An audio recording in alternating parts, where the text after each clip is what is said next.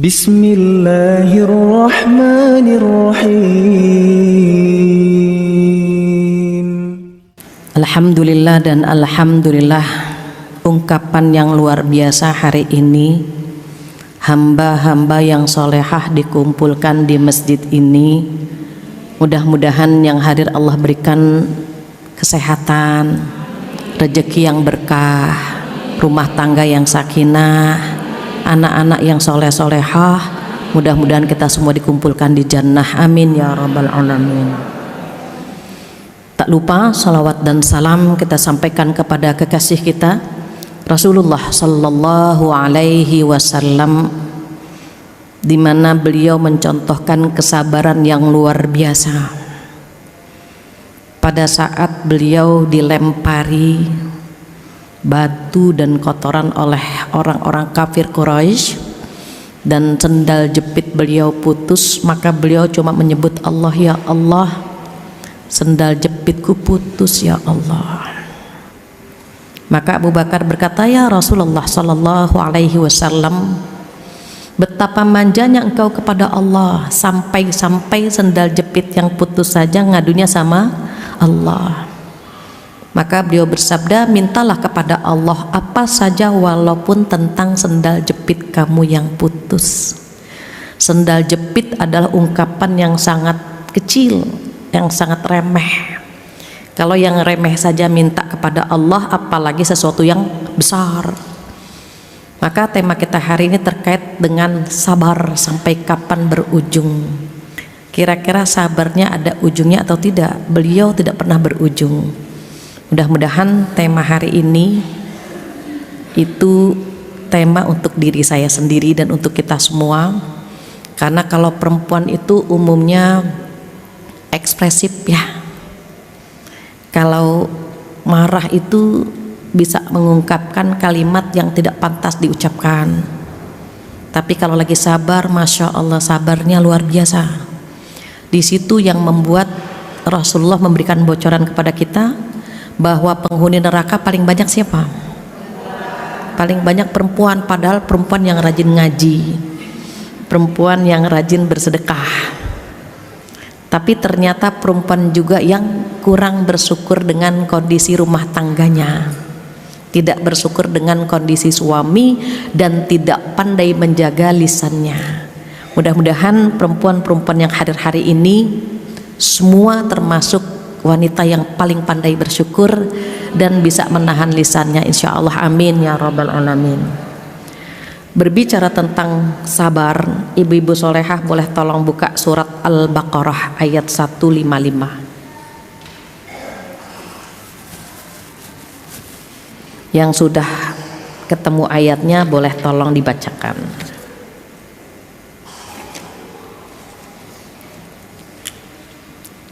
Adakah teman-teman yang sudah ketemu Al-Baqarah surat kedua ayat 155? Boleh tolong dibacakan panitia atau jamaah? Silahkan Ibu.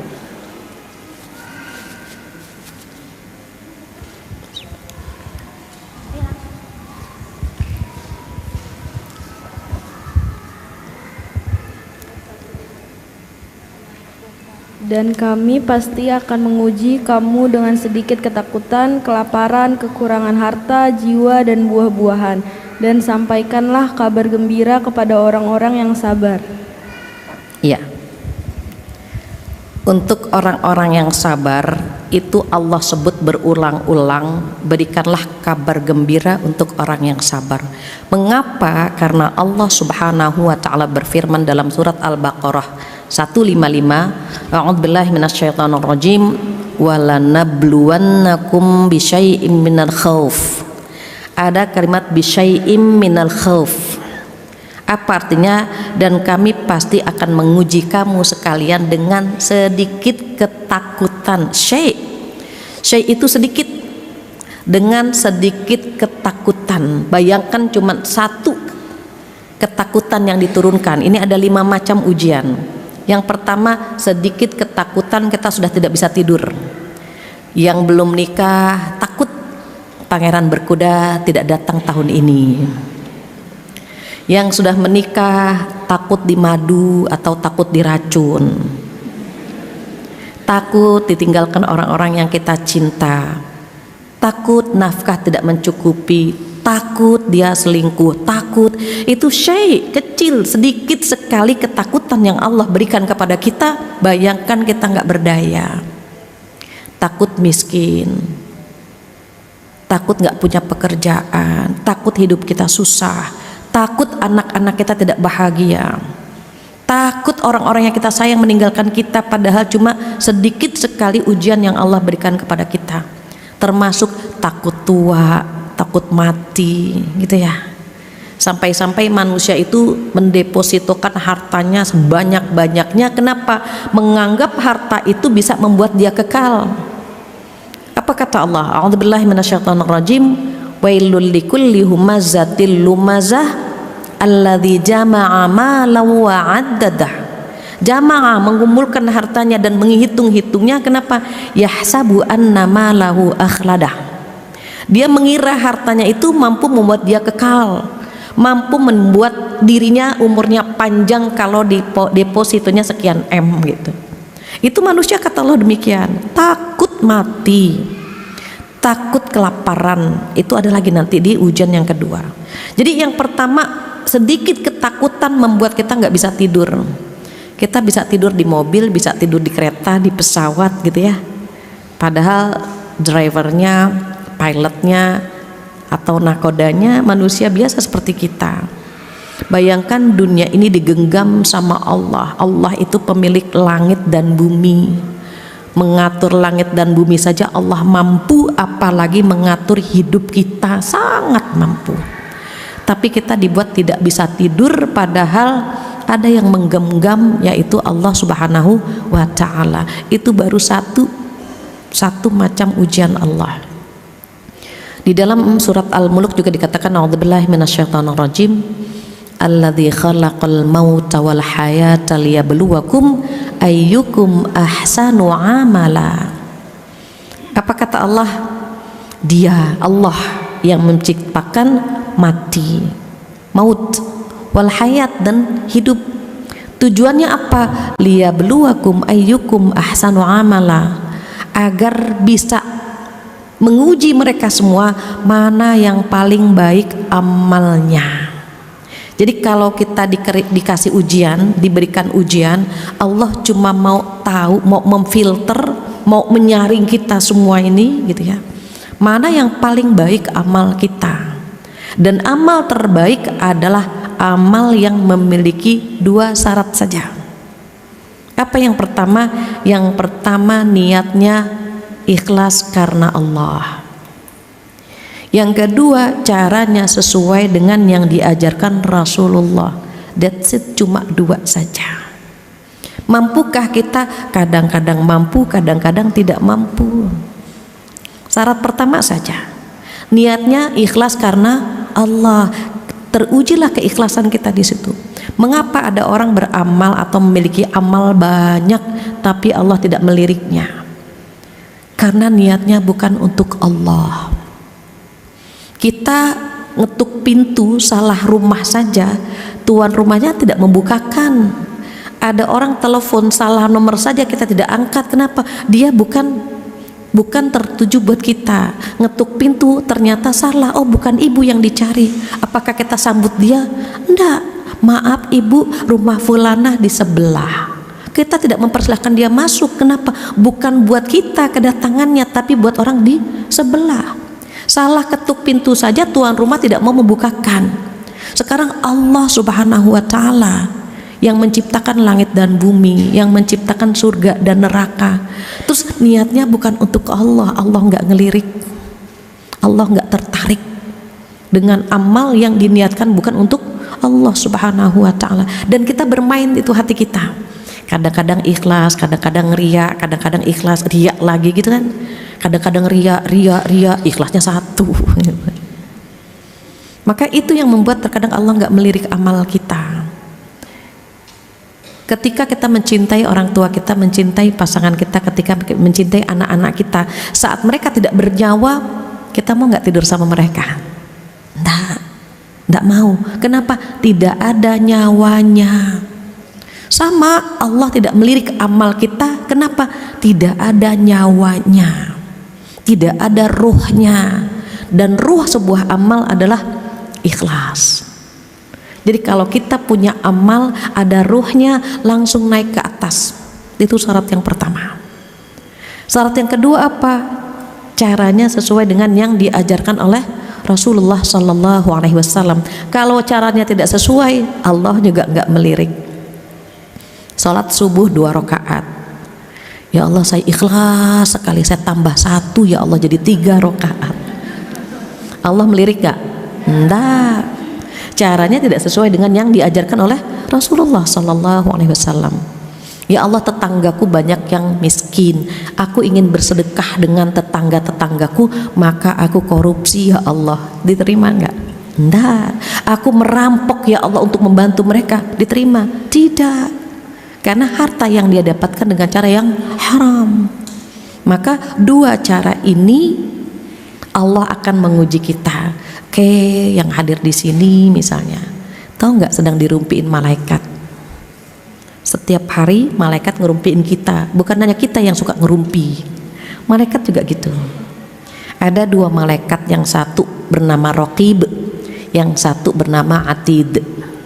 Raqib dan Atid ini ada yang berpendapat di kanan dan di kiri. Ada yang berpendapat juga Raqib di kanan, Atid di kiri. Sesungguhnya tupoksinya berbeda. Tupoksi itu tugas pokok dan fungsi gitu ya. Raqib itu memantau CCTV. Nah, itu Raqib tuh. Jadi tupoksinya Raqib itu mengawasi seperti CCTV. Apa kata Raqib? Ya Atid, itu jamaah Darussalam berbondong-bondong masuk ke masjid. Catat ya Atid. Yang ngasih laporan siapa? Malaikat Raqib. Karena yang mengawasi coba-coba dia mau kemana nih gitu. Oh, dia mau ke mall gitu. Oh, yang ini mau ngaji. Itu langsung Raqib memberitahu kepada Atid. Berarti kan ada obrolan kan di situ. Barakallah, barakallah kata mereka. Semoga Allah berkahi mereka yang duduk di masjid ini. Amin. Maka apa yang mereka minta kita kabulkan, begitu. Jadi pagi-pagi setiap hari bahkan 2 malaikat itu ngerumpiin kita.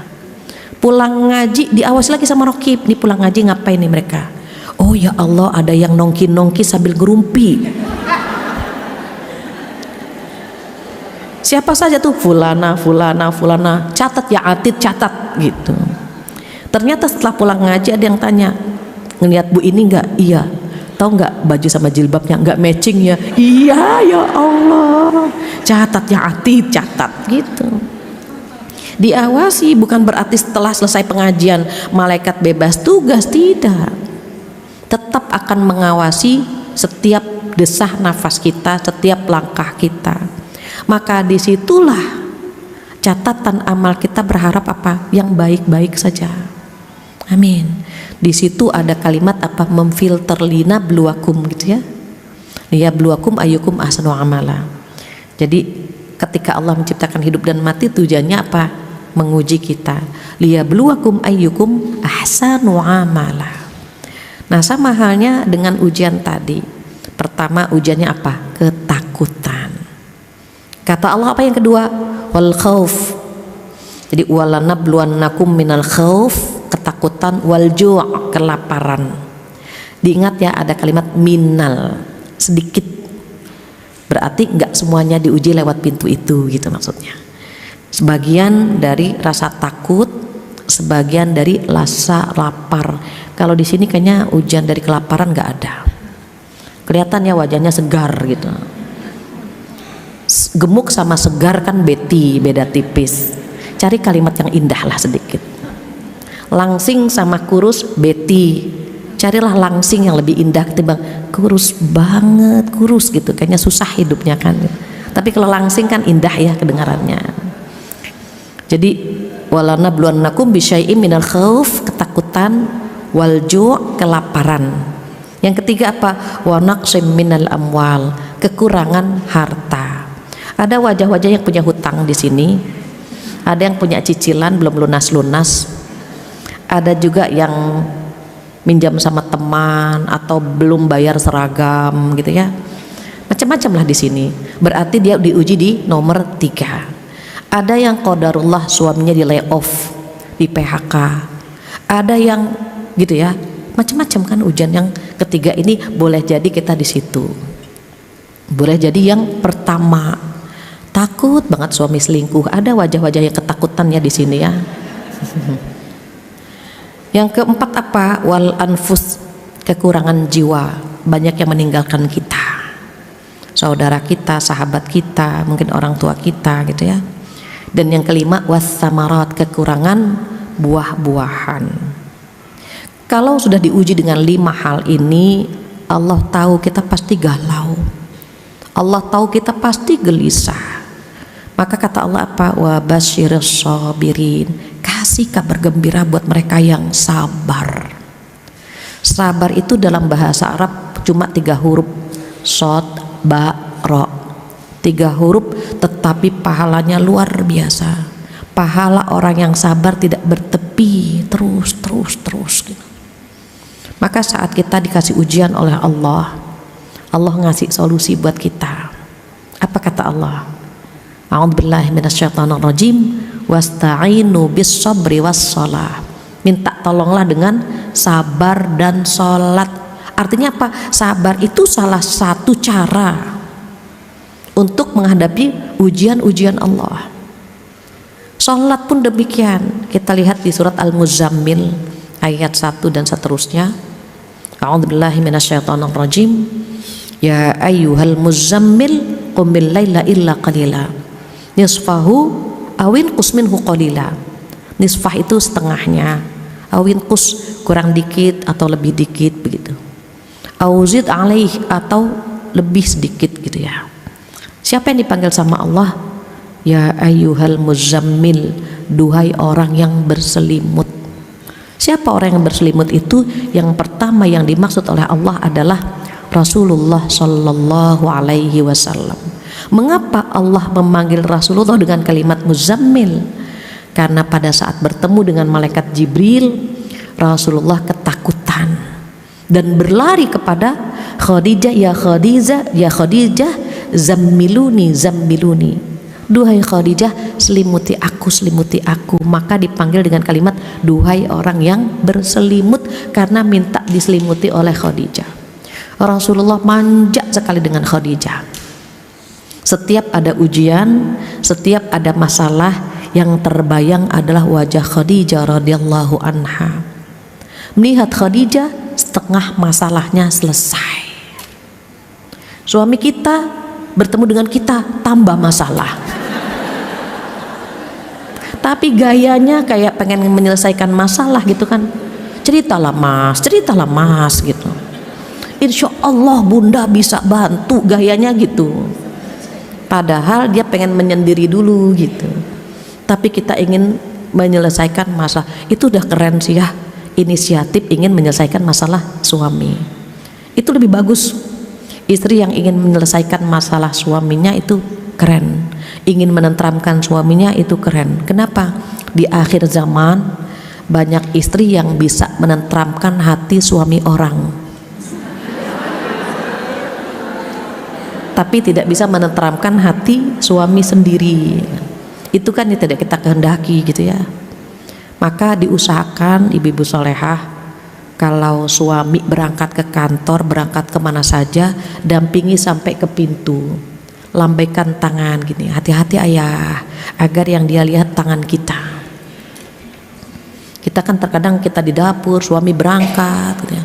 Bu, ayah berangkat yo gitu.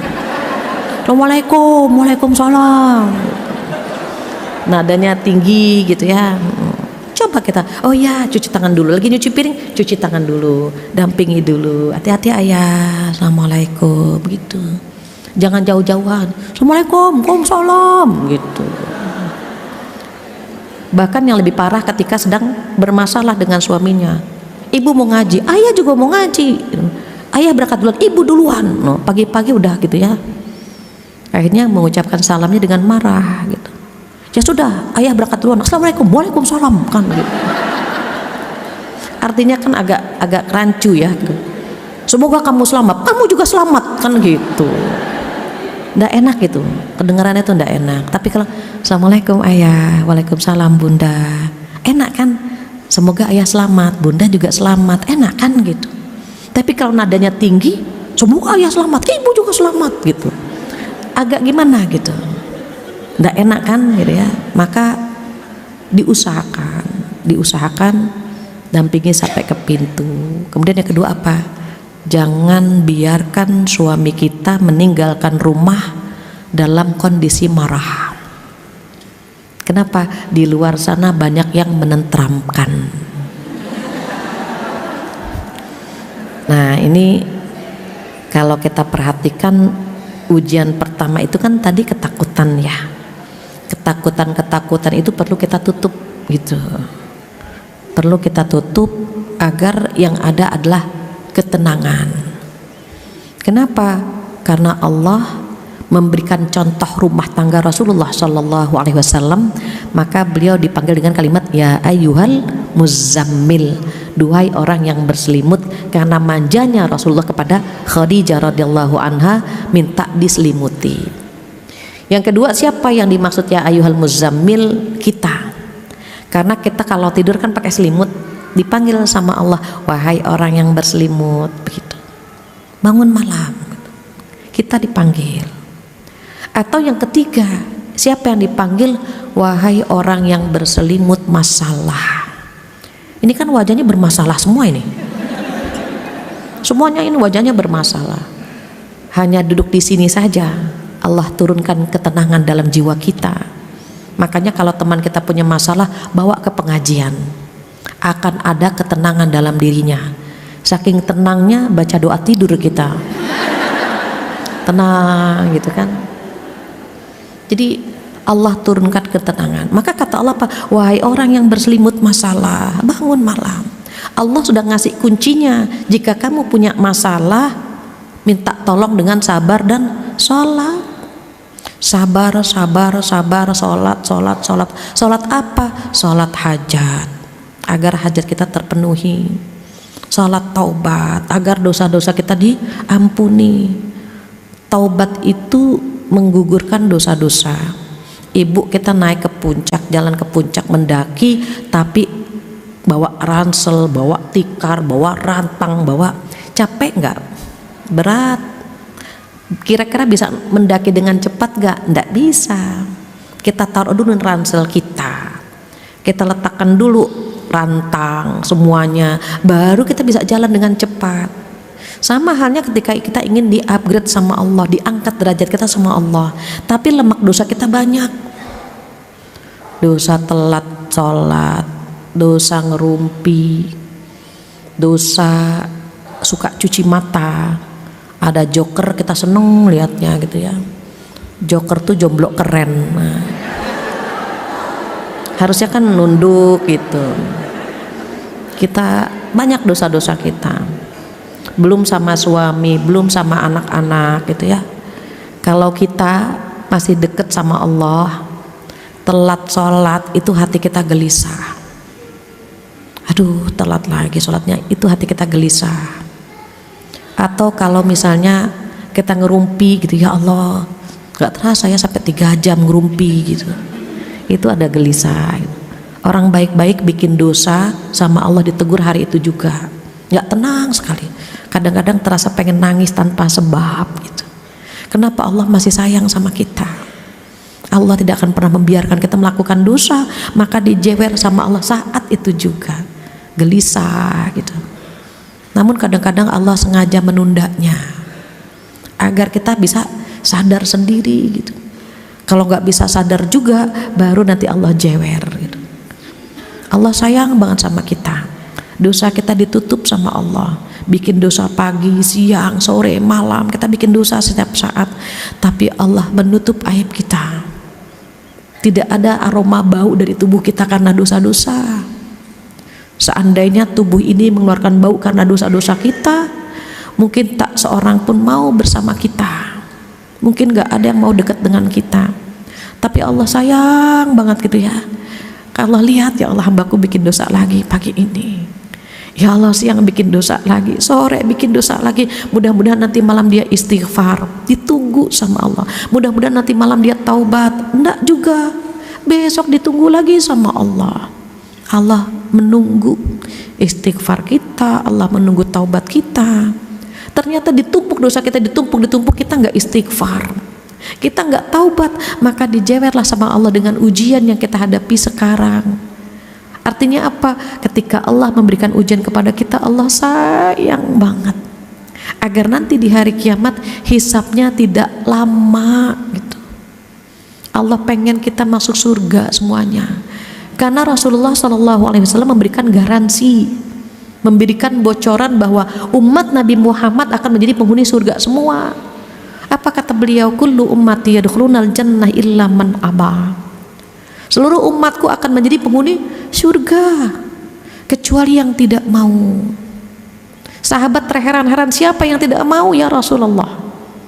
Beliau menjawab, man ata'ani dakhalal jannah wa man asani faqad aba.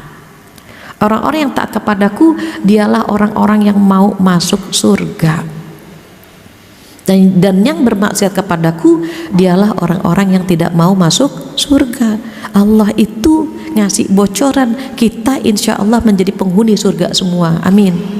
Tapi ada yang mau, ada yang tidak mau. Semoga kita termasuk yang mau masuk surga. Tapi tadi saat digugurkan dosa-dosa kita, maka kata Allah, cari solusinya lewat sholat dan sabar. Sabar ada berapa macam? Sabar ada 3 macam. Sabar yang pertama adalah sabar dalam ketaatan. Sholat 5 waktu, sabar. Puasa bulan Ramadan, sabar. Menunaikan zakat, sabar. Taat kepada suami, sabar, Allah yang nyuruh. Sabar dalam ketaatan itu susah. Mengapa? Buktinya kita jarang yang sabar kan. Sholat 5 waktu, sholat 1 waktu itu cuma 5-10 menit. Bayangkan kita sholat subuh yang sudah kita pikirkan siang. Kenapa? Karena kita nggak sabar. Baru Allahu Akbar. Nanti anak-anak makan siang apa ya? Allahu Akbar. Kayaknya di kulkas ada ayam. Enaknya disemur apa digoreng ya? Allahu Akbar. Kenapa? Karena kita nggak sabar. Kalau kita sabar, fokus tatap tempat sujud, fokus mengartikan apa yang kita baca. Tapi kenyataannya kan kita nggak sabar kan gitu. Makanya sholatnya tidak khusyuk. Kadang-kadang saking khusyuknya kita lupa ini kedua atau ketiga. Ya Allah, berapa sih ini ya? Lupa. Akhirnya kita ambil yang terbanyak, 2 atau 3, yang sedikit maaf, 2 rakaat atau yang ketiga rakaat ambil yang 2. Ini rakaat ketiga atau rakaat keempat ambil yang 3, ambil yang sedikit. Nanti sebelum salam sujud sahwi. Tapi jangan karena ada sujud sahwi ya, zuhur sujud sahwi, asar sujud sahwi, maghrib sujud sahwi. Masa sujud sahwi terus gitu? Berarti betapa seringnya kita nggak khusyuk begitu. Dan Allah sudah tahu itu. Nanti hamba-hamba Allah itu ada yang lalai dalam sholatnya. Maka kata Allah apa? Fawailul lil musallin alladzina hum an sholatihim sahun. Maka celakalah bagi orang-orang yang sholat, yaitu yang lalai dalam sholatnya. Kalau para sahabat nggak khusyuk itu udah bilang lalai, celaka, aku hari ini sholatnya tidak khusyuk gitu. Mereka udah menganggap dirinya celaka karena nggak khusyuk. Kalau kita lalainya 3, apa saja? Lalai waktunya, lalai rokaatnya, lalai bacaannya. Lalai waktu, ya Allah makan dulu gak apa-apa kali ya, Allah juga tahu kita lapar gitu. Akhirnya makan dulu, ngobrol, istirahat, cendawa, baru sholat gitu kan. Kalau lalai rokaat yang mana? Yang tadi, ya Allah ini kedua atau ketiga, ya Allah tolongin dong ya Allah, ini keberapa ya Allah. Itu lalai rokaatnya. Kalau lalai bacaannya apa? Kadang-kadang harusnya subhana rabbiyal azim, kita subhana rabbiyal a'la. Kadang-kadang baca ayat agak panjang dikit, lupa gitu kan. Bismillahirrahmanirrahim. Wadduha wallaili idza saja. Wadduha. Diperas-peras. Enggak inget-inget kan? Bismillahirrahmanirrahim. Qul huwallahu ahad. Balik lagi ke surat pendek. Lalai bacaannya. Ingat di awal, lupa di akhir. Ingat di akhir, lupa di tengah, dan begitu seterusnya. Kita kadang-kadang lalai. Itu sholat kita lalai. Kenapa? Karena tidak sabar dalam menjalankan perintah Allah. Puasa bagaimana? Kadang-kadang kita nunggu maghrib, ya Allah 3 jam lagi ya gitu kan. Nah, itu sabar dalam menjalankan perintah Allah.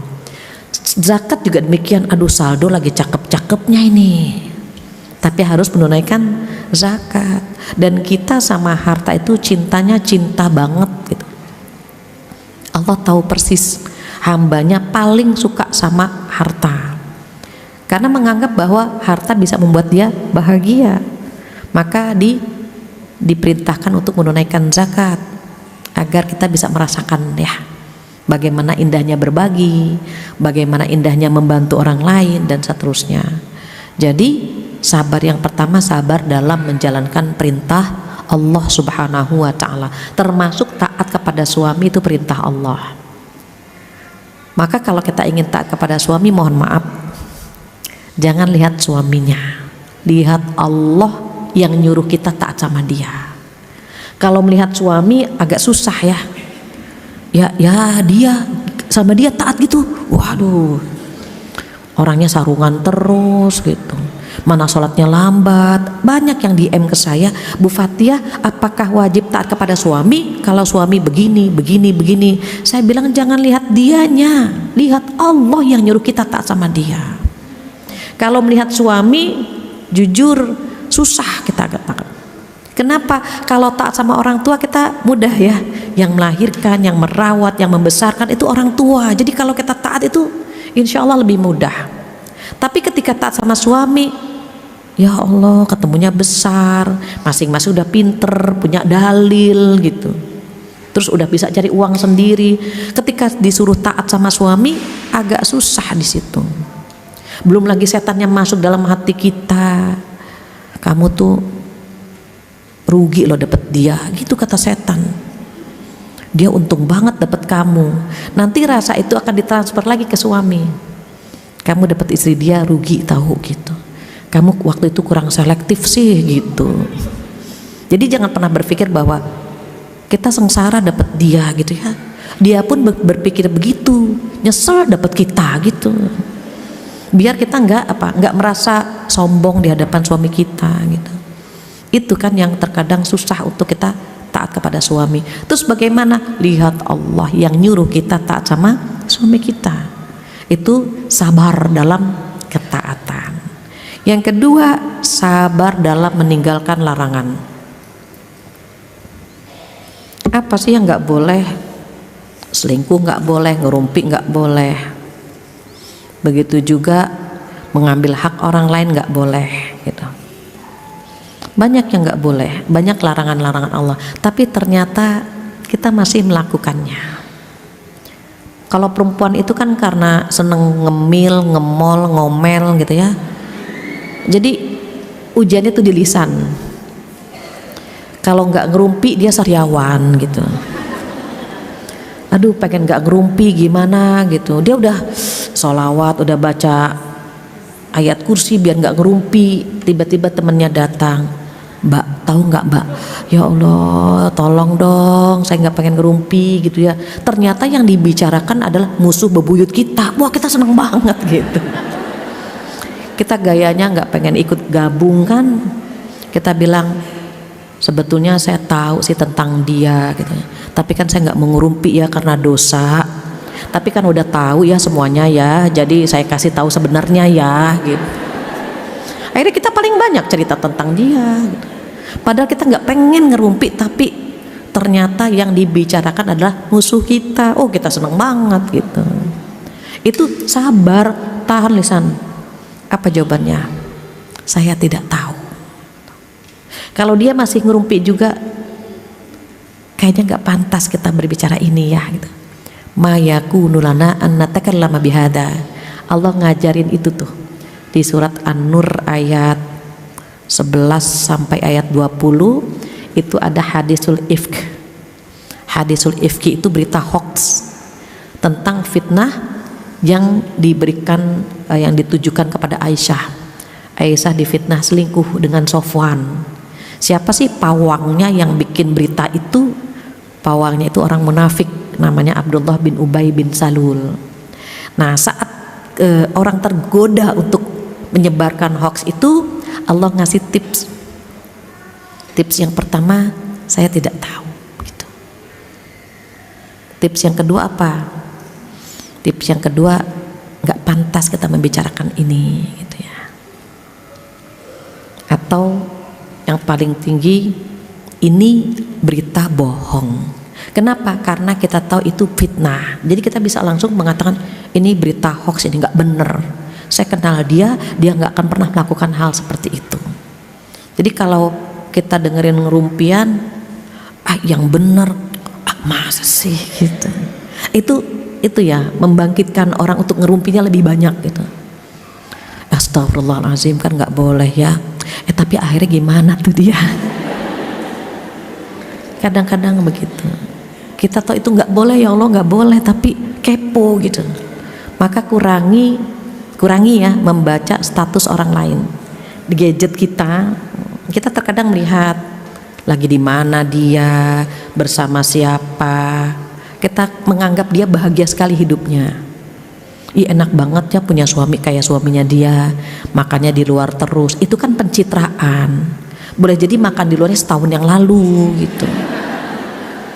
Waktu posting dia lagi meriang, lagi rebahan, tapi kan pencitraan. Tapi yang lihat, ya Allah dia makan di luar lagi kan gitu. Makanya jangan terlalu kepo dengan kondisi orang lain. Kenapa? Itu yang membuat kita cepat tua. Kalau pengen awet muda, bacanya itu sekilas saja, oh dia di sini, alhamdulillah dia sehat. Oh dia lagi ada di pengajian, udah gitu aja. Kalau kita terlalu ingin tahu, nauzubillah ya, khawatir ada kedengkian di sini, ada penyakit hati. Orang kalau udah dengki, ngeri. Kenapa ngerinya? Kedengkian itu memakan kebaikan yang ada dalam diri kita. Ngeri kan? Salat kita susah khusyuk, puasa sunnah jarang. Tapi karena kita memiliki penyakit dengki itu memakan kebaikan yang ada dalam diri kita. Itu pesan Rasulullah, iyyakumul hasada. Fa innal hasada ya'kulul hasanat kama ta'kulun narul hatab, begitu. Apa artinya? Jauhilah dari penyakit dengki. Karena penyakit dengki itu memakan kebaikan sebagaimana api memakan kayu bakar. Jadi dengki dilarang, iya, sabar. Jangan sampai kita biarkan penyakit hati itu. Even dengki itu ada dua macam ya. Ada yang akut, ada yang biasa, tapi dua-duanya dilarang. Yang akut yang gimana? Gini, ketika dia ingin kenikmatan di orang tersebut hilang dan pindah ke dia, itu paling akut. Gimana caranya ya biar suaminya dia pindah ke saya? Nah, itu dengki paling akut. Gimana caranya ya biar jabatan dia pindah ke saya? Itu paling akut itu. Sesuatu yang bisa pindah, dia ingin agar kenikmatan di orang tersebut hilang dan pindah ke dia. Makanya ada istilah TTM kan, teman tapi mesra. Dia di depan kita menanyakan kondisi suami, padahal di belakang dia berusaha mengambil suami gitu. Itu yang lagi viral kan begitu. Kalau yang di bawahnya lebih ringan tetapi masih dilarang. Dia ingin agar kenikmatan di orang tersebut hilang. Even nggak harus pindah ke dia, hilang saja. Kenapa? Karena nggak bisa pindah. Apa contohnya? kecantikan kan nggak bisa pindah, anak nggak bisa pindah, suami mungkin bisa tapi anak kan nggak bisa. Kenapa? Dia satu hati dengan kita. Kalau ada orang yang cantik, dia mulai saingan baru nih gitu. Atau dia punya tetangga jamu janda muda gitu ya. Padahal kan dia nggak bersalah, qadarullah dia menjadi jamu gitu kan. Tapi kita udah deg-degan. Kenapa harus deg-degan? Kita bersyukur alhamdulillah suami kita ada. Tapi orang negatif terus ya, padahal kan dia juga nggak pengen jadi jamu gitu. Atau jahe ya, janda hebring misalnya. Sama saja dia juga nggak pengen gitu. Tapi kita deg-degan gitu kan. Itu na'udzubillah, ngeri ya. Kalau ada kedengkian dalam diri kita, even nggak bisa pindah, tapi tetap dilarang, nggak boleh. Ini sabar dalam meninggalkan larangan. Aduh ya Allah, kenapa sih ada penyakit ini, astagfirullahalazim gitu, istighfar langsung. Itu sabar yang keberapa? Yang kedua. Sabar yang ketiga apa? Sabar yang ketiga, sabar dalam menghadapi ujian Allah. Sabar dalam menghadapi musibah, sabar dalam menghadapi ujian. Para ulama berpendapat yang paling gampang adalah sabar yang nomor 3. Kok bisa yang paling gampang sabar yang nomor 3? Karena sabar yang nomor 3 tidak ada pilihan. Sabar nomor 1, sabar dalam ketaatan, ada pilihan kan? Sholat gak ya? Sekali-kali gak sholat, ada pilihan kan? Susah kalau ada pilihan itu. Aduh, sekali-kali gitu, gak sholat. Tapi untuk orang-orang yang takut kepada Allah gak berani kan? Dia akan memilih untuk sholat. Tapi untuk orang-orang yang tidak takut kepada Allah, cuek aja kan, gak sholat. Artinya apa? Ada pilihan untuk meninggalkan sholat, makanya susah. Sama dengan yang kedua, sabar dalam meninggalkan larangan Allah. Ada pilihan kan? Ngerumpi enggak. Tapi ada pilihan kan? Kadang-kadang kita milih ngerumpi. Berarti saat itu kita tidak sabar. Berbeda dengan sabar dalam ujian. Ujiannya tadi itu yang 5 tadi. Ketakutan, kelaparan, kemudian kekurangan harta, kekurangan jiwa, kekurangan buah-buahan. Itu ujian. Orang nggak bisa sombong saat diuji, nggak bisa. Cuma bisa pertama apa? Redo dengan takdir Allah. Belajar redo. Ya Allah, nggak bisa di level itu, nggak bisa. Gimana dong? Level kedua, sabar dalam menghadapi ujian Allah. Karena kalau nggak sabar, kita mau nggak ada pilihan lagi, nggak bisa sabar. Bagaimana menghadapi ujian tersebut? Jangan lari. Sekarang banyak orang bundir, bunuh diri. Kenapa? Karena nggak kuat menghadapi ujian tersebut. Padahal Allah tidak akan pernah memberikan ujian melebihi kapasitas kita, nggak akan pernah.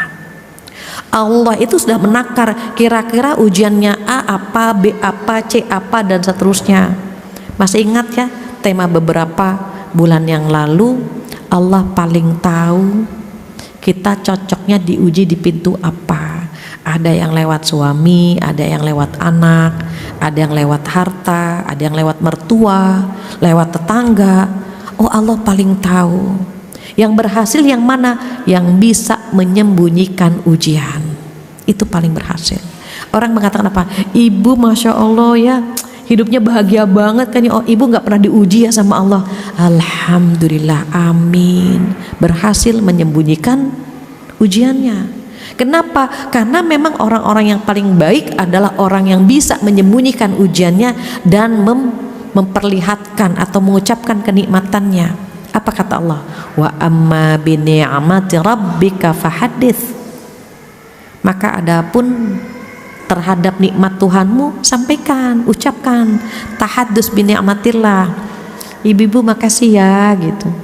alhamdulillah anak saya lulus, sampaikan makasih doanya gitu. Ibu, alhamdulillah suami saya kemarin dipromosikan, makasih ya doanya, sampaikan. Kalau ujian bagaimana? Sembunyikan gitu. Kita kan dibalik terkadang-kadang, ujian kita sampaikan kepada orang, tahu nggak ya Allah, semua orang tahu.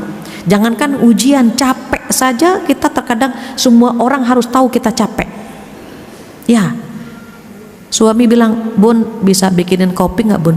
Ayah, Bunda capek ya, bisa nggak bikin kopi sendiri? Ayah ke dapur, ada toples warna hitam tuh kopi ayah. Yang sebelahnya itu gula, air panasnya di termos. Itu kenapa dia bisa begitu? Dia ingin menyampaikan pesan kepada suaminya bahwa dia capek. Nanti anaknya berantakin rumah, nak tolong diberesin dong nak, bunda capek gitu. Capek saja rasanya seluruh penduduk bumi harus tahu dia capek gitu. Nanti belanja ke mall, ke kantor, ketemu temennya, ya Allah aku capek banget hari ini, sama aku juga capek gitu kan. Orang capek ketemu orang capek, udah tambah capek dua-duanya. Ceritalah tentang capeknya dia, itu baru capek. Kita pengen semua orang tahu kita orang bahwa kita capek. Apalagi ujian. Oh, kita pengen semua orang tahu kalau kita punya ujian, sembunyikan ujian itu. Terus kalau ada orang mengatakan, ibu enak banget ya, kayaknya hidupnya nggak pernah ada ujian. Alhamdulillah, amin. Jangan kita bilang, ih kata siapa, tahu nggak? Yang sebenarnya nih ya, yang sebenarnya, diceritakan semua. Jangan biarkan. Alhamdulillah, dia nggak tahu saya punya ujian. Alhamdulillah. Dia bilang, ibu kayaknya duitnya banyak ya, alhamdulillah, amin gitu. Jangan dikisah tuh, yang sebenarnya nih ya, saya punya utang loh sebetulnya. Nggak usah. Sampaikan saja doa yang disampaikan itu amin, ucapkan saja gitu amin. Ibu kayaknya hidupnya bahagia banget ya, amin, alhamdulillah ya Allah, alhamdulillah kita bisa menyembunyikan ujian kita, aminkan saja. Kenapa? Karena Allah akan ngasih kabar gembira buat orang-orang yang sabar. Berarti kan dia sabar. Siapa sih orang yang sabar? Alladzina idza asabathum musibah qalu inna lillahi wa inna ilaihi raji'un. Jadi orang yang sabar itu alladzina idza asabathum musibah qalu inna lillahi wa inna ilaihi raji'un. Orang yang sabar itu ketika ditimpa musibah pertama kali, tamparan pertama, pukulan pertama, musibah pertama, dia mengucapkan semua milik Allah, inna lillahi wa inna ilaihi raji'un. Semua milik Allah, akan kembali kepada Allah Subhanahu wa ta'ala. Apa yang akan Allah berikan kepada dia kalau dia sabar? Nah ini kabar gembiranya. Ada nikmat yang akan Allah berikan kepada orang-orang yang sabar. Yang pertama apa? Ulaika alaihim shalawatum mir rabbihim. Yang pertama, orang yang sabar itu mendapatkan ampunan. Coba lagi diampuni dosa-dosa kita, masa kita nangis gitu. Kalaupun nangis jangan lama-lama. Ya Allah gitu, netesin air mata, ya Allah. Tapi kita yakin, ya Allah, Allah sedang menggugurkan dosa-dosa aku, ya Allah gitu. Jangankan musibah, capek yang kita rasakan saja, badan kita capek gitu ya, kerja capek, ngurus anak capek, capeknya kita saja menggugurkan dosa-dosa. Kalau kita tahu Allah sedang menggugurkan dosa-dosa kita nggak ingin itu berujung. Jadi sabar kita jangan dikasih ujung. Even ada yang bertanya, tapi kan Bu Fathia sabar ada ujungnya. Sabarnya siapa dulu gitu. Qadarullah, saya punya orang tua, almarhum ayah saya, dulu sama dengan saya mungkin ya, sering keluar kota, ngisi ceramah dan seterusnya. Suatu hari qadarullah ini mobil yang dinaiki itu remnya blong. Wallahu alam, apakah memang ada kelengahan atau kesengajaan dan seterusnya ya, wallahu alam. Karena remnya blong, otomatis kan nggak bisa berhenti. Nah, almarhum ayah saya itu duduknya di sebelah kiri, jadi driver beliau buka pintu, kakinya dikeluarkan untuk menghentikan mobil itu gitu. Akhirnya sama driver ditabrakan ke pohon agar berhenti mobilnya, dan kaki ayah saya kan putus gitu ya. Luka. Saya nggak tahu seperti apa karena waktu itu masih kecil sekali. Ini cerita ibunda saya. Ketika ibunda saya menengok beliau bilang gini, ibu saya bilang begini, ayah sakit nggak sih ya gitu. Ayah saya balik tanya, ibu kalau kepotong lagi masak kepotong pisau sakit gak? Sakit, itu cuma kepotong pisau loh gitu ya, apalagi sebesar ini. Tapi kok ayah nggak pernah ngadu, nggak pernah ngeluh, nggak gitu, aduh nggak gitu ya. Komentar beliau apa? Masa lagi diampuni dosa-dosa gitu, masa sedang diampuni dosa-dosa harus ngaduh gitu, harus ngeluh? Kan ayah lagi diampuni dosa-dosa. Kita tahu itu sedang diampuni dosa, tapi terkadang masya Allah pusing banget gitu kan, ya Allah badan pegel ada gitunya. Nah beliau bilang masa lagi digugurkan dosa-dosa ngeluh gitu. Saya bilang, ayah bilang begitu bu, iya ayah kamu sabar banget gitu. Jadi sedang digugurkan dosa, kita lagi harus paham nih bu, ya Allah, berarti ketika kita hidup kita lagi sedih, kecewa, kesel, itu lagi digugurkan dosa bu. Tengok pohon di luar sana, banyak daun yang kuning-kuning, coba digetarkan begini, yang kuning-kuningnya jatuh, persis seperti dosa kita. Dosa kita banyak, dikasih ujian sama Allah, itu digetarkan lemak dosa yang ada di badan kita. Terus kalau kita tahu, kita pengennya apa? Ya Allah gugurkan lagi ya Allah, gugurkan lagi. Kita sakit, masya Allah, kita nggak mampu melakukan apapun, diuji lagi lewat anak, lewat pasangan. Ya Allah engkau sedang menggugurkan dosaku ya Allah, ampuni ya Allah. Jadi kalau lagi diuji, perbanyak istighfar, naik. Kita akan dikasih kenikmatan seindah itu, digugurkan dosa-dosa kita. Kalau udah nggak punya dosa kan enak gitu. Maka shalawatun min rabbihim, yang pertama, bonus yang pertama digugurkan dosa-dosa. Yang kedua apa? Warahmah, dikasih cinta, dikasih kasih sayang. Masya Allah, kita kalau dicintai sama suami kita, kita seneng. Dicintai anak-anak kita seneng gitu ya. Bagaimana kalau Allah yang mencintai kita? Rahmat Allah itu mantul.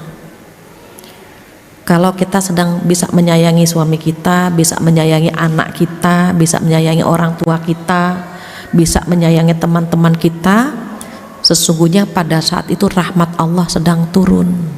Ibu tahu bola bekel kalau dilempar kan mantul kan. Nah kenapa kita bisa sayang sama orang tua, sama anak, sama pasangan? Karena rahmat Allah sedang turun dan kita pantulkan kepada orang yang dekat sama kita.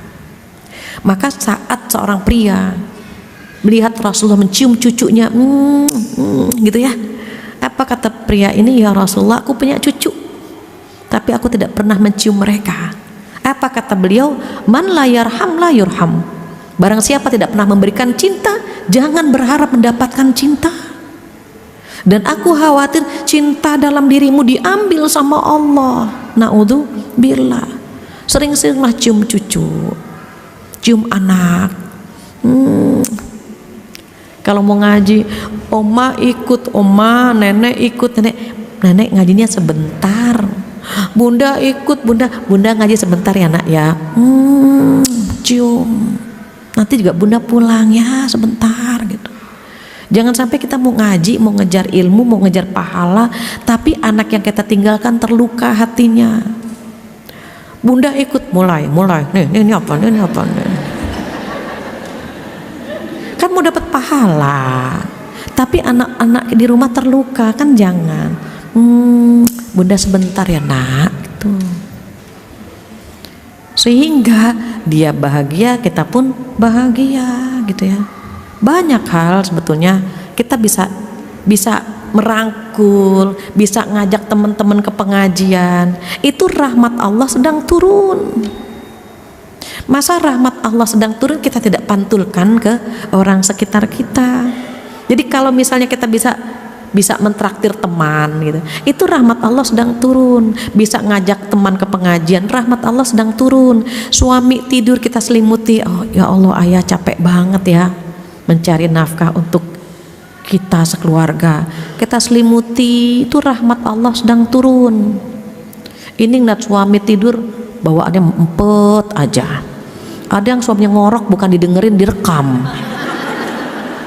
Coba dengerin ngoroknya, ya Allah seksi banget ngoroknya. Jangan direkam, nanti dibuktiin ayah tahu nggak ngoroknya seperti apa. Nggak usah, enak gitu ya. Kalau rahmat Allah sedang turun tuh ya Allah enak bener, langsung pantulkan. Kenapa? Kan datangnya jarang-jarang. Nih mumpung lagi pengen berbuat baik langsung dieksekusi, langsung peluk, cium, ya Allah rahmat Allah sedang turun kepada kita. Kenapa? Karena kita sabar dengan ujian Allah. Terus apa yang ketiga? Wa ulaika humul muhtadun. Yang ketiga kata Allah, mereka lah orang-orang yang mendapat petunjuk.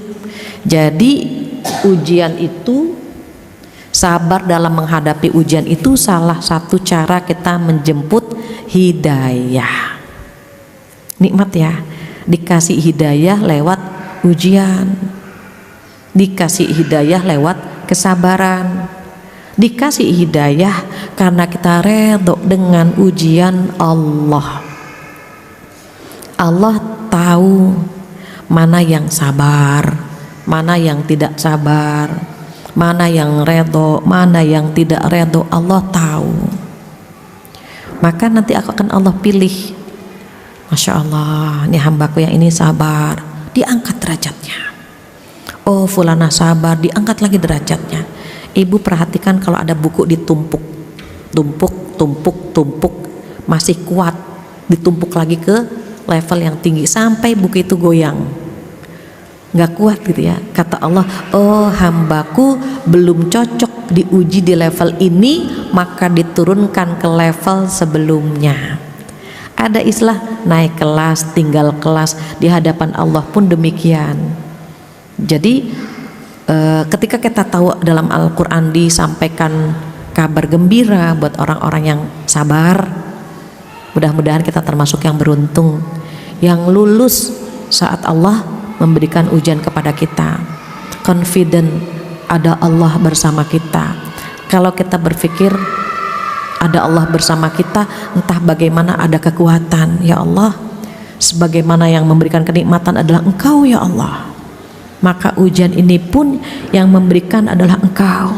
Kalau Engkau memberikan ujian, Engkau pula yang akan memberikan solusi buat hamba, maka kita merasa nyaman.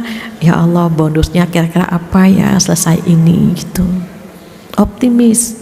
Allah nggak mungkin ngasih ujian kepada orang yang salah. Jadi kita confident, ada Allah kok gitu, Allah tahu kok gitu. Itu yang pertama, kalau kita ingin mengambil hikmah dari ujian yang ada. Ini ada pendapat Ibnu Qayyim ya. Ibnu Qayyim itu di dalam kitab Zadul Ma'ad itu quote-nya bagus-bagus sekali. Saya ambil beberapa agar kita bisa mengambil hikmahnya. Apa yang pertama saat kita menghadapi ujian, kata Ibnu Qayyim, yakinkan diri bahwa semua titipan Allah. Maka yang memberikan Allah akan kembali kepada Allah. Caranya serahkan kepada Allah mengambilnya. Cara Allah mengambil harta kita gampang.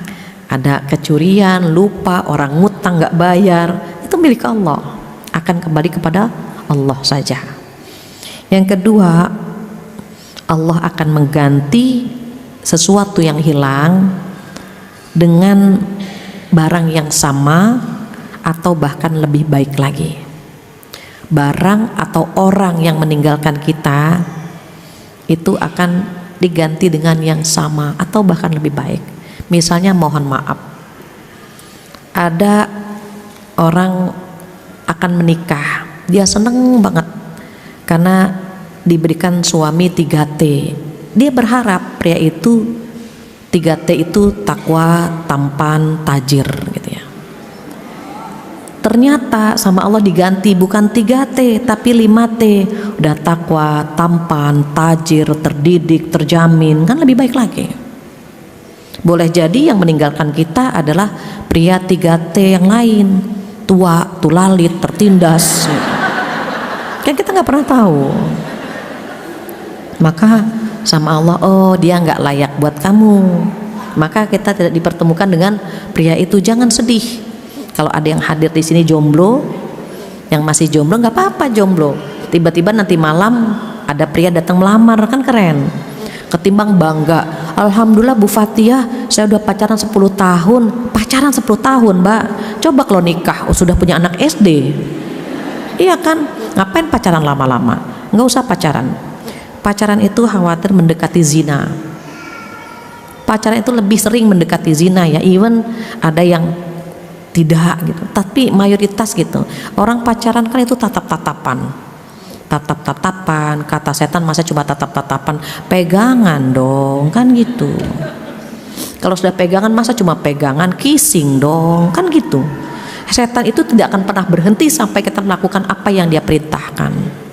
Walaupun kita sadar ya Allah ini nggak boleh nih gitu, tapi tetap tidak bisa dimodifikasi gitu ya. Anak-anak sekarang kan begitu pertanyaannya, Bu Fathia boleh nggak Bu pacarannya pacaran Islami, syar'i, Islami, religi? Kenapa? Kita pacarannya nggak malam Minggu, malam Jumat, baca Al-Kahfi bareng, nggak bisa. Ya baca Al-Kahfi di rumah masing-masing saja kan begitu. Nanti baru 1 lembar waladina senyum-senyum, tetap aja ada setannya kan. Tapi Bu, kalau kita bikin dosa kita istighfar.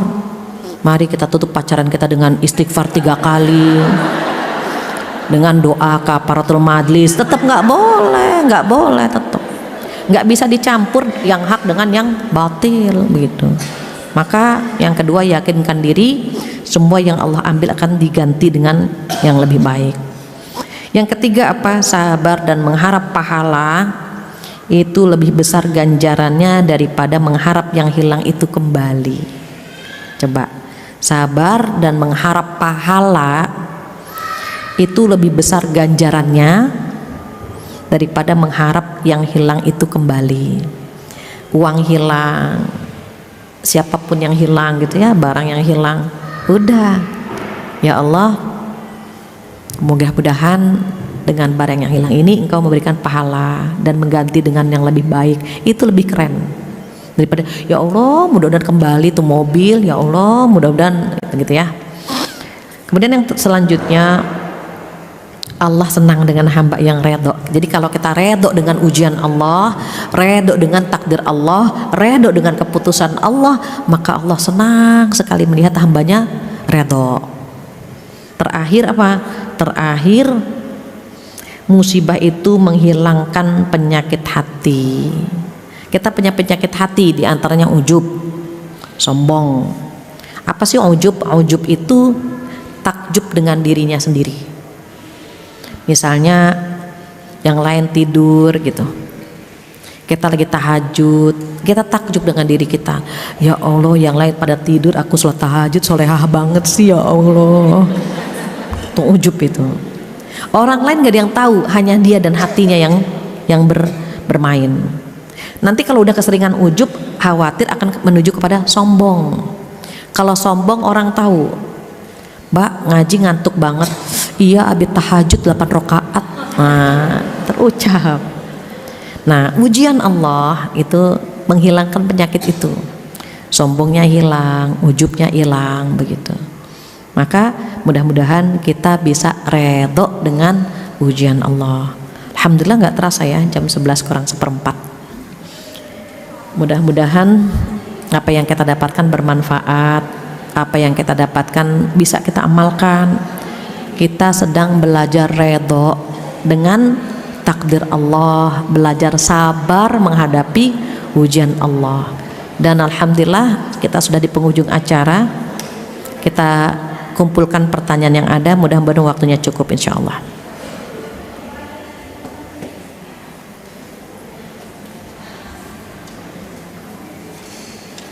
sebagai ustazah.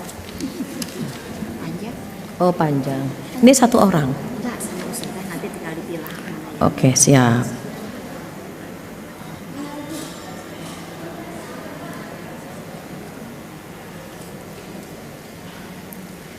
Jika ada yang ingin bertanya, ditunggu kertasnya. Tapi jika tidak ada pertanyaan, jangan dipikirkan ya. Nanti mikirin pertanyaan sakit.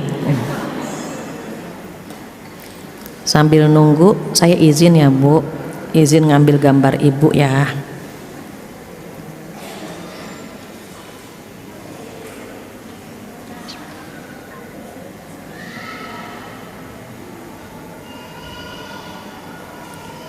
Ibu-ibu silakan yang ingin bertanya ditunggu kertasnya.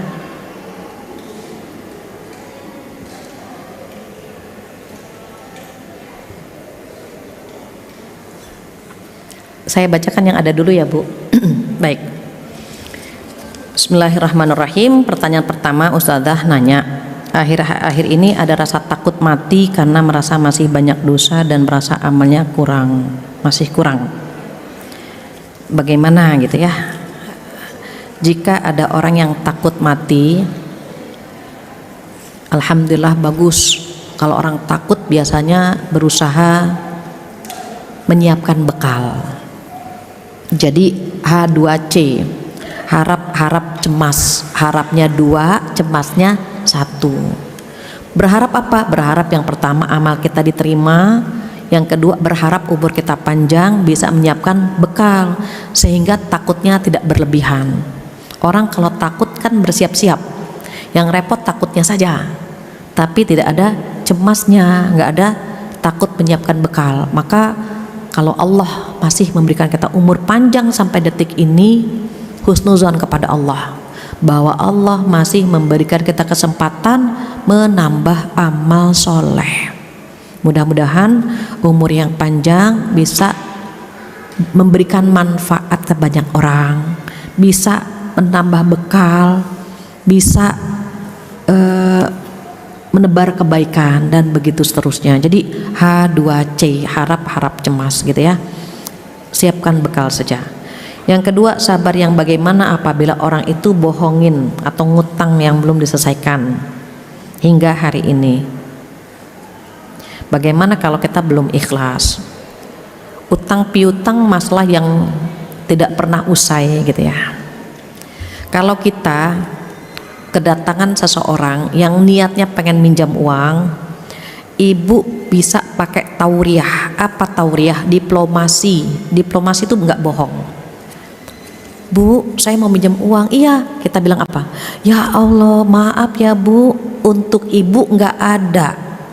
Untuk ibu nggak ada, buat beli motor ada, buat beli sembako ada, itu nggak bohong. Buat ibu nggak ada, buat minjemin ibu nggak ada, tapi buat beli yang lain ada gitu. Itu nggak bohong, itu namanya tauriah atau diplomasi. Kedua, jika kita tahu dia nggak bisa bayar atau nggak akan bayar, kita kasih sekedarnya saja dengan niat zakat kita. Jadi ketika kita misalnya mendengar dia nggak bayar, ya sudah gitu. Kita bisa mengikhlaskan uang yang hilang. Kalau misalnya ternyata kita baru tahu, ya Allah ternyata dia memang begitu ya, nggak pernah bayar. Bilang sama Allah, ya Allah, aku ikhlaskan hutangku kepadanya. Tolong diganti ya Allah dengan yang lebih banyak lagi, lebih berkah lagi. Boleh nggak? Boleh kan, mintanya sama Allah. Jangan didoakan dia nggak bayar ya Allah semoga setruk, jangan. Kalau lagi berharap sama Allah, minta yang baik-baik saja. Jadi kalau kita tahu orang tersebut punya hutang dan nggak mau bayar, tadi ya diplomasi atau niatkan zakat saja. Dari awal udah kita tahu nih nggak bakalan bayar, kita tahu dia nggak punya uang untuk bayar, ya sudah kita kasih sepertiganya kah, seperempatnya kah gitu, atau setengahnya, tergantung kemampuan kita dan keredoan kita. Kita sudah niatkan bahwa niatnya zakat, tapi tidak disampaikan kepada dia agar dia punya effort ya, ada usaha untuk membayar hutangnya. Niatkan saja demikian. Kalau kita nggak tahu, oh ternyata dia begitu ya, ya sudah, langsung lapor sama Allah. Enak kalau udah lapor sama Allah. Eh, ini share saja. Kalau kita mau nagih, mohon maaf ya, mau nagih hutang, apalagi jumlahnya besar, itu ini sharing saja. Saya sholat istikharah. Kalau nominalnya besar, saya sholat istikharah, ya Allah besok saya mau nagih. Jika menagih utang itu baik untuk agama saya dan dunia saya, maka mudahkan. Tapi kalau saya menagih hutang, menagih uang saya itu buruk untuk agama saya dan dunia saya, jauhkan. Nanti tiba-tiba Allah bimbing.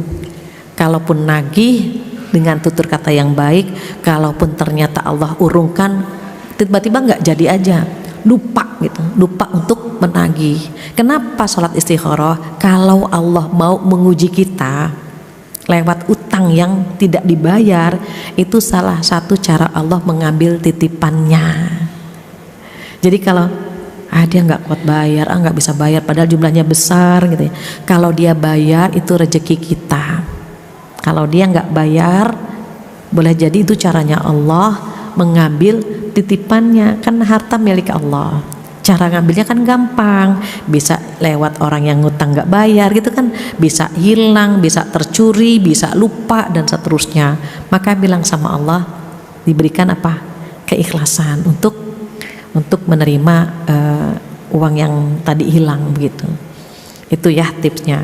Kemudian selanjutnya, Assalamualaikum Ustazah. Waalaikumsalam. Saya ingin bertanya, sebagai anak bagaimana cara agar tetap sabar kepada orang tua sedangkan saya sedang memiliki perspektif sendiri di umur saya 22 tahun. Oke. Ketika punya orang tua, nikmat yang paling indah punya orang tua. Surga kita di orang tua. Kalau Allah menguji kita lewat orang tua, mudah-mudahan kelak kita punya suami yang bisa membahagiakan kita.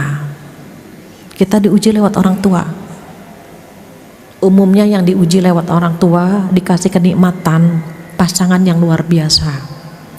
Kalau ada yang diuji lewat suaminya, itu insya Allah dikasih anak-anak yang luar biasa. Begitu juga kalau ada yang diuji lewat anak-anak, insya Allah pasangannya setia. Kalau ada yang bilang, Bu Fatia gimana nih, ujiannya orang tua juga, anak juga, suami juga gitu ya, nih semuanya ngegempur saya gimana? Berarti posisi kita akan diangkat setinggi-tingginya oleh Allah Subhanahu wa Ta'ala. Enggak ada yang salah. Berarti kita orang hebat kalau pintu ujiannya banyak, karena bonusnya juga berarti insya Allah banyak, kan begitu. Jadi jangan pernah marahan sama orang tua, jangan pernah merasa kesel gitu ya dengan orang tua. Yang pertama apa? Pintu surga kita disediakan lewat orang tua. Yang kedua, kalau kita baik dan ibunda kita bilang begini, nah Masya Allah nak, kamu tuh ngalah sama ibu, baik sama ibu, ibu doakan ya nak, mudah-mudahan hidup kamu bahagia nak. Aras di atas langsung berguncang hebat mengabulkan doa ibu kita, amin ibu. Itu Allah gak akan pernah nolak.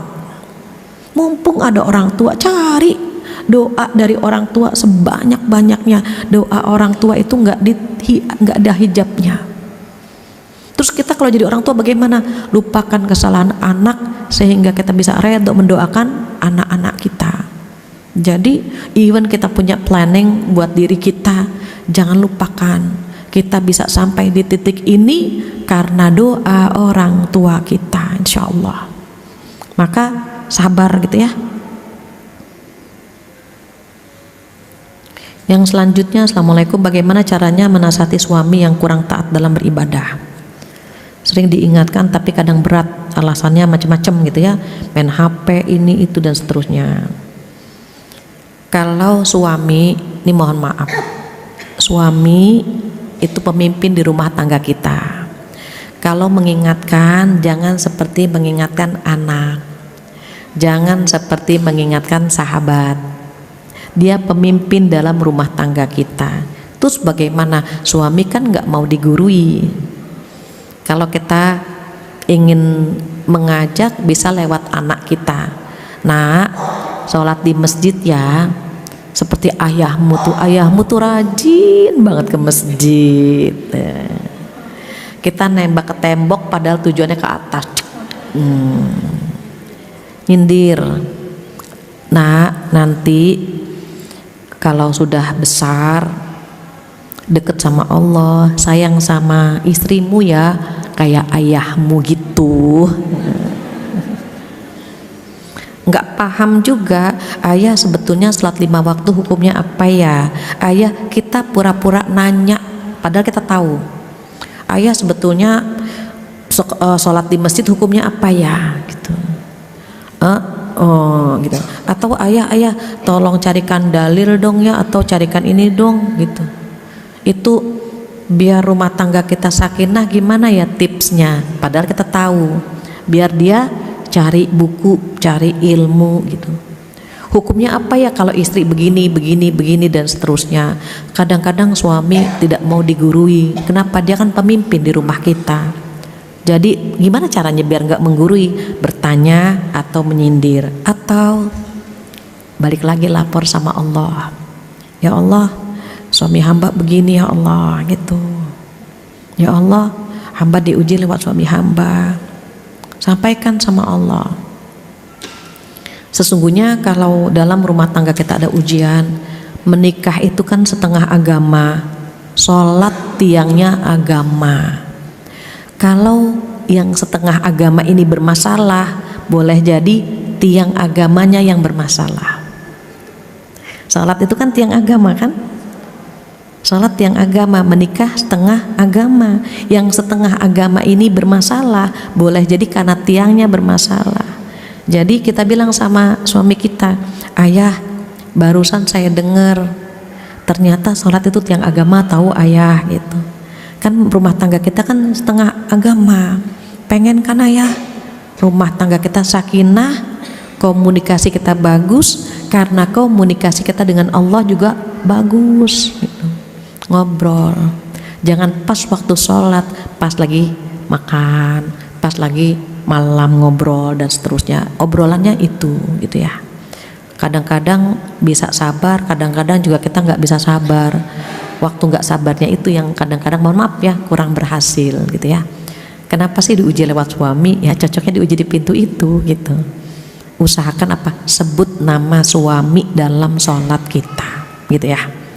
Kemudian bagaimana dengan Assalamualaikum Bu Ustazah, ketika kesabaran kita diuji terus, apa yang seharusnya kita lakukan selain sabar dan sholat, sedangkan kesalahannya terus berulang-ulang?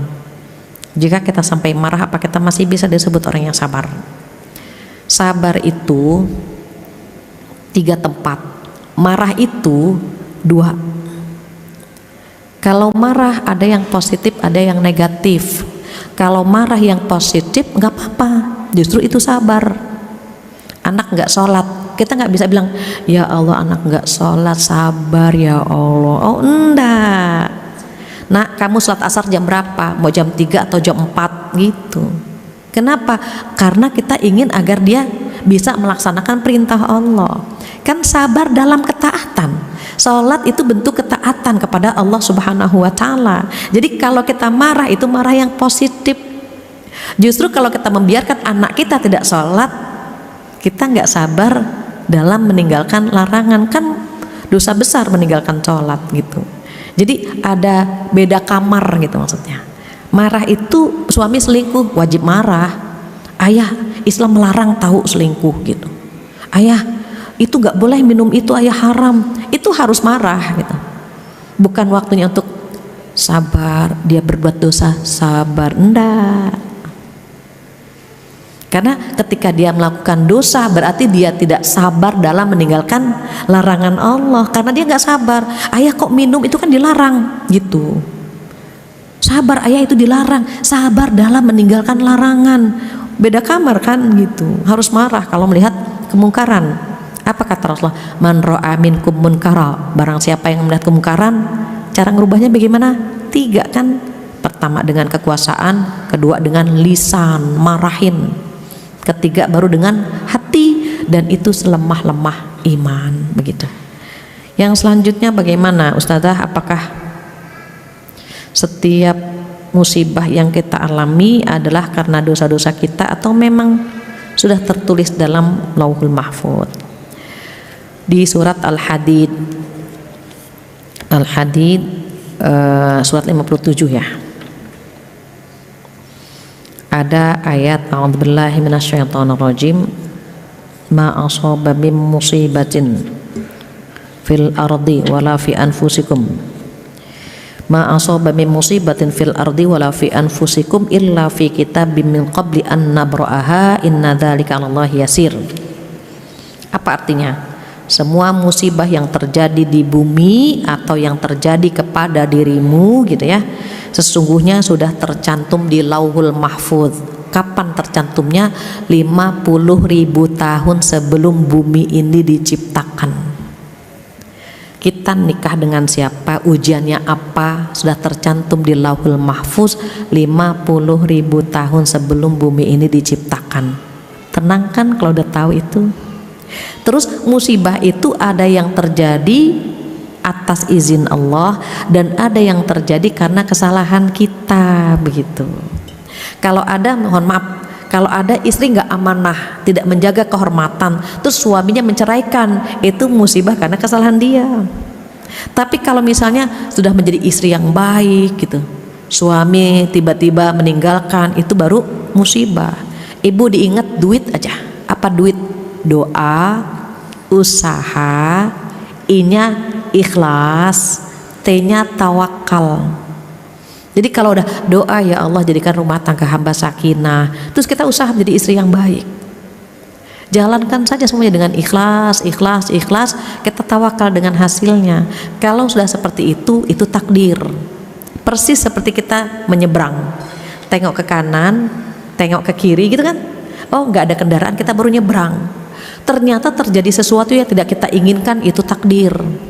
Tapi kalau kita mau nyebrang, nggak tengok kanan, nggak tengok kiri, terus tertabrak, kita bilang takdir, nggak bisa. Kita nggak ada usaha, itu terjadi karena kesalahan kita sendiri, karena nggak ada ikhtiarnya gitu. Maka sama ya, ada yang terjadi karena izin Allah tercantum di Lauhul Mahfuz, ada juga yang karena kesalahan kita.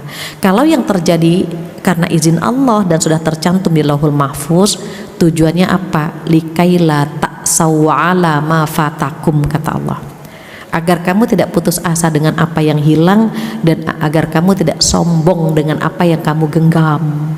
Itu hikmahnya. Jadi enggak semuanya ya karena izin Allah, ada beberapa yang memang musibah terjadi karena kesalahan kita gitu ya. Jadi kalau memang atas izin Allah, ya sudah terjadi atas izin Allah, mintanya apa? Kekuatan dan kesabaran. Kemudian pertanyaan selanjutnya, apakah kesabaran mempunyai batasan? Tadi sudah dijawab. Apakah kita mau membatasinya? Padahal kita tahu saat kita sedang diuji, pertama diberikan apa? Ampunan. Kedua, dikasih rahmat sama Allah. Ketiga, dikasih hidayah. Kalau lagi dikasih 3 bonus ini, masa pengen berakhir gitu? Janganlah, jangan dibatasi. Kan ampunan Allah nggak terbatas, rahmat Allah biar nggak terbatas, begitu juga hidayah Allah. Saya mempunyai mertua yang sangat ikut campur dalam rumah tangga saya. Kadang saya suka merasa nggak sabar menghadapi beliau gitu ya. Nah ini masalah mertua, sampai ada pohonnya lidah mertua gitu. Kenapa sih mantu sama mertua kadang-kadang ada masalah gini? Kita harus pahami psikologis orang tua ya. Orang tua punya anak laki-laki yang membesarkan, yang memberikan pendidikan gitu. Pasti dong dia sayang sama anak laki-lakinya. Tiba-tiba kita datang jermomong nikah sama anaknya dia. Pasti ada cemburu dong, yang membesarkan ibunya gitu ya, yang mendidik ibunya. Tiba-tiba saat anak laki-lakinya bekerja, uangnya buat siapa? Buat istrinya, cintanya buat istrinya gitu. Seandainya masing-masing tahu porsinya, insya Allah nggak ada itu yang namanya kecemburuan, kesalahpahaman. Gini, kalau kita jadi mertua, kita bilang sama menantu kita, nak makasih ya, sudah mau merawat anak ibu gitu, sudah mau ngejagain anak ibu. Anak kita dirawat loh sama menantu kita, ya kan? Kalau kita sayang sama menantu, menantu kita akan sayang sama anak kita. Tapi kalau menantu kita musuhi, nanti dia musuhi anak kita, berantem mulu kan sama suaminya, sama anak kita gitu. Dan satu hal, anak maupun menantu itu kan sudah ditakdirkan oleh Allah Subhanahu wa taala ketika mereka bertemu. Kita pengen punya anak begini, kita pengen punya menantu begini. Mereka pun sama, pengen punya anak, punya orang tua begini, punya mertua begini gitu kan, sama gitu. Nggak ada yang sempurna. Jadi kita bilang terima kasih sama menantu kita karena sudah ngejagain anak-anak kita gitu. Begitu juga sebaliknya, kalau kita jadi menantu, berterima kasihlah sama mertua. Kenapa? Makasih ya Bu, udah ngejagain suami, udah merawat suami dari kecil. Saya cuma dapat hasilnya gitu. Saya tuh nggak ngapa-ngapain tapi dapat hasilnya.